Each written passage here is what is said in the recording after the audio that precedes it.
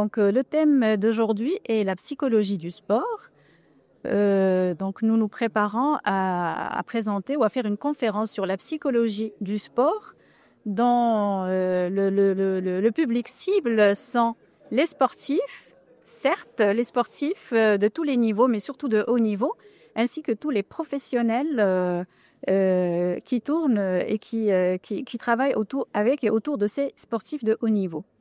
Donc moi, étant psychiatre addictologue, ma fonction, c'est surtout la santé mentale de ces sportifs de haut niveau.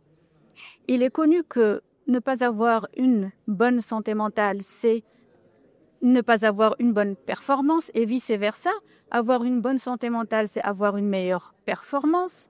Malheureusement, au Maroc et partout, la santé mentale reste stigmatisée, un sujet tabou, peu en parlent.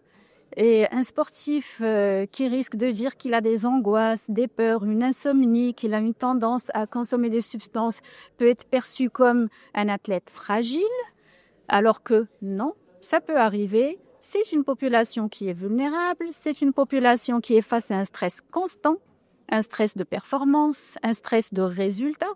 Ils sont tenus par un résultat, ils sont tenus par répondre aux besoins de l'équipe, aux besoins des médias, des téléspectateurs, de leur famille. Ils vivent un stress aussi par peur d'être blessés, par peur d'être obligés de démarrer une retraite précoce. Mon petit message aujourd'hui serait de leur dire que oui, ils ont le droit de ne pas être forts sur le plan psychique et ils ont le droit de le dire.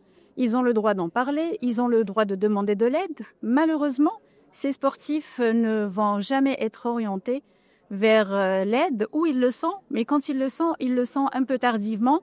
C'est bien dommage parce que faire une dépression ou une insomnie, c'est comme avoir une angine ou une conjonctivite. Ça a une solution, ça a un traitement. Et je lance aussi un appel à tous les professionnels qui tournent autour de ces professionnels, de ces sportifs, je veux dire, c'est-à-dire les coachs, la famille, l'équipe, les médecins de sport et tout ça, de faire attention à ces sportifs. Ils sont capables, et sûrement que ça leur arrive, de dépister précocement des signes d'appel, des signes d'alarme et d'en parler. Voilà, c'est mon message et je vous remercie.